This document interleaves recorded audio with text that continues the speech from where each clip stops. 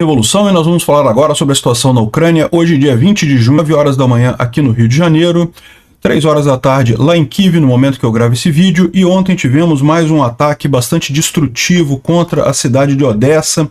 Muito triste que a cidade de Odessa é uma cidade histórica, muito linda ela, e infelizmente acabou tendo vários prédios atingidos, prédios residenciais, mais uma vez o padrão russo de atacar alvos puramente civis aqui, né?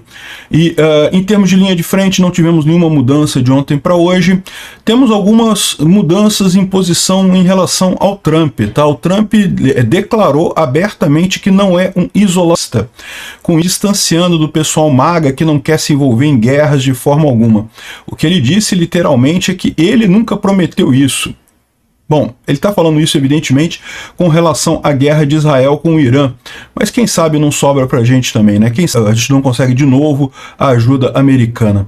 Vamos falar sobre esses e outros assuntos em detalhes. Essas notícias foram sugeridas por gerador de números randômicos do IBGE, Sagat Bordiev, o Retorno e várias outras. Falamos sobre a situação lá na Ucrânia. Tivemos de ontem para hoje um ataque com 86 drones contra a Ucrânia e principalmente focando na região de Odessa, que Odessa foi o principal alvo. Infelizmente, muita coisa destruída ali em Odessa. Aqui o pessoal mostrando aqui as destruições, né, os bombeiros tentando salvar as pessoas, as casas destruídas aqui, um prédio aqui que foi atingido, mais uma vez um prédio residencial, isso aqui no centro da cidade, é uma região que é uma região turística, são casarões muito antigos, é muito bonitinho, o centro da cidade de Odessa é muito bonito realmente. Uma pena ter sido atacado dessa forma, infelizmente muita coisa atingida. Aparentemente esse prédio aqui foi o principal atingido, mas teve outros prédios também destruídos. Teve esse prédio aqui de apartamentos, um prédio um pouco mais moderno, mais uma vez um ataque civil completamente sem lógica militar nenhuma, atingindo um prédio aqui de residências de pessoas, né? Outras coisas atingidas também lá em Odessa, muito triste isso. Esse ataque é absurdo por ali. No elenco, a ideia dos russos é continuar esses ataques com drones em cidades ucranianas contra civis mesmo. O objetivo é convencer o resto do mundo que a Ucrânia acabou, que já acabou essa guerra, que a Ucrânia está destruída e coisa e tal. Eu já falei para vocês que isso é uma ilusão muito grande, é verdade, é muito triste esses prédios aqui destruídos, mas a cidade de Odessa é uma cidade grande, tá? Tem muitos prédios lá, né? Então, se pegar aqui no Rio de Janeiro, você imaginar aqui 3 prédios destruídos, assim, é crítico, sem dúvida alguma, mas principalmente foi prejuízo material. Felizmente não teve nenhum morto, nenhum ferido. O prejuízo material é grande, mas no final das contas não faz tanta diferença na cidade. Não, a Ucrânia não está destruída ou acabada como os russos querem vender. Essa ideia é justamente para muito mais do que tentar impedir a ajuda do Ocidente, é tentar convencer os russos de que eles estão ganhando essa guerra, né? Como eu falei para vocês, a situação do Putin hoje em dia já é muito mais de tentar se proteger no poder, se segurar no poder na Rússia, do que qualquer outra coisa. Ele sabe que essa guerra não vai a lugar nenhum e, mais do que tudo, ele está do lado errado dessa guerra, né? Bom, falando sobre a linha de frente, mais uma vez, nenhuma grande mudança de ontem para hoje. O Polevolan publicou aqui os mapas de hoje. Dá para ver aqui em Kupiansk, aqui é Kupiansk, aqui um pouco mais adiante ali Toretsk, também nenhuma mudança aqui. Aqui em Minorgrad, entre Toretsk e Pokrovsk, né, teve pequenos avanços russos aqui, mas nada significativo mais uma vez. Aqui em Pokrovsk, também está Pokrovsk aqui, também pequenos avanços aqui, sem nenhuma utilidade estratégica, né?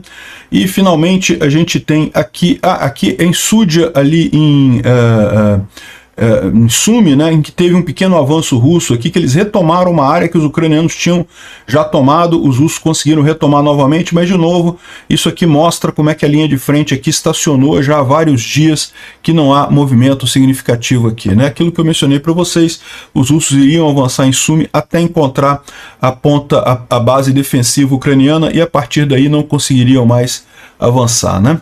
Então, continuamos mais ou menos no mesmo modo na linha de frente, não tem avanço de nenhum lado.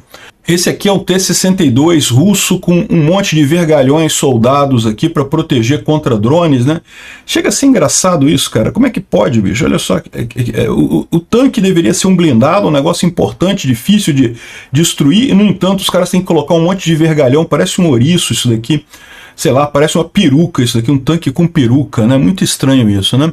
Embora seja muito feio, né? Se resolver o problema, os caras vão usar. A Ucrânia também usa um monte de gambiarras desse tipo também para avançar na linha de frente. A Ucrânia tem uma outra vantagem que é justamente a cooperação com o Ocidente, né? O DTU é uma Defense Tech for Ukraine, é uma iniciativa de voluntários americanos e europeus que visa ajudar a Ucrânia na parte técnica, né? Então eles estão nessa coisa desde o início da guerra, desenvolvendo drones e coisa e tal. Os drones ucranianos de fibra ótica foram eles que começaram a produção desses drones ucranianos de fibra ótica, que funciona muito bem. Eles fazem vários tipos de drones para várias coisas especializadas, né? Alguns que são tão especializados para tarefas tão específicas que simplesmente não faria sentido você ter uma linha de produção disso, né? Mas eles continuam aqui fazendo justamente esse tipo de coisa e eles criam uma série de incubadoras de pequenas empresas de tecnologia na Ucrânia para justamente produzir esses drones de formas diferentes, né? Então tem casos de drones para enviar suprimentos para tropas na linha de frente, enfim, um monte de coisa que o pessoal tem feito lá em termos técnicos na Ucrânia, né? E isso mostra um ponto por que a Ucrânia tem tanto domínio nessa área de drones e acaba que está muitos passos à frente do resto do Ocidente nessa área. É muita inovação, é muita gente contribuindo para ajudar esse ponto aqui, né? E isso mostra aquilo que eu falo para vocês de duas coisas, né? Primeiro, a importância de você estar integrado ao mundo, né?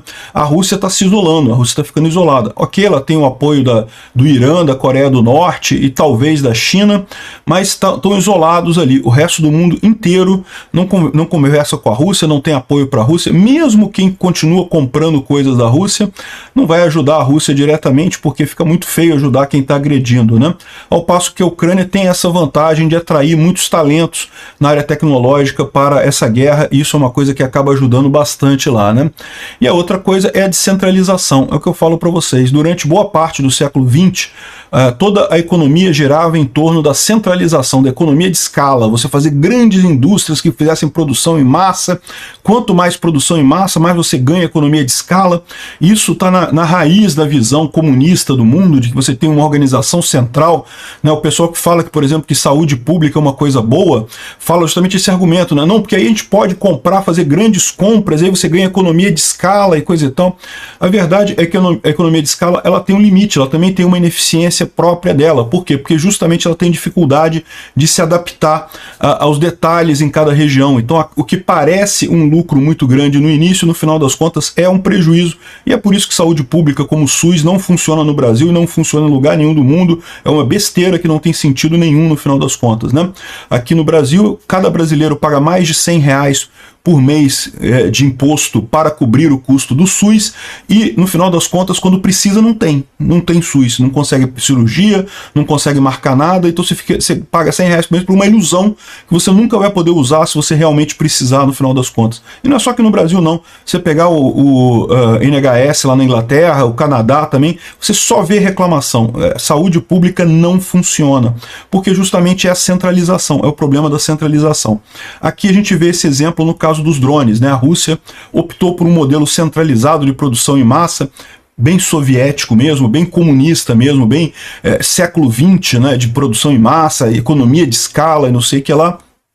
E no final das contas está se fudendo, porque um drone produzido de economia de escala são todos muito parecidos. Quando você descobre como fazer o jamming, né? Como destruir rapidamente aqueles drones se tornam inúteis na linha de frente. A Ucrânia, ao apostar em descentralização, em um monte de oficinas diferentes, fazendo drones diferentes, você tem uma adaptabilidade muito maior para o problema, você acaba tendo vantagem, né? Economia de escala é uma ilusão, não existe mais, já era, houve no passado esse conceito. Bom, a gente falou ontem sobre a troca de prisioneiros que teve ontem, né? O que a gente mencionou também é que essa troca de prisioneiros envolveu muitos prisioneiros que estavam em estado de saúde delicado, né? Então as ambulâncias foram aqui, a gente tem mais imagens agora dessa troca de prisioneiros. Alguns tiveram que ser imediatamente levados para o hospital, outros estavam doentes, mas ainda não teve essa urgência toda. De qualquer forma, um bom resultado isso daí, né? O Instituto para Estudo da Guerra não traz nenhuma grande novidade aqui. Continua o Putin falando besteira sobre a tentativa dele de convencer todo mundo de que a Ucrânia é parte da Rússia, não sei o que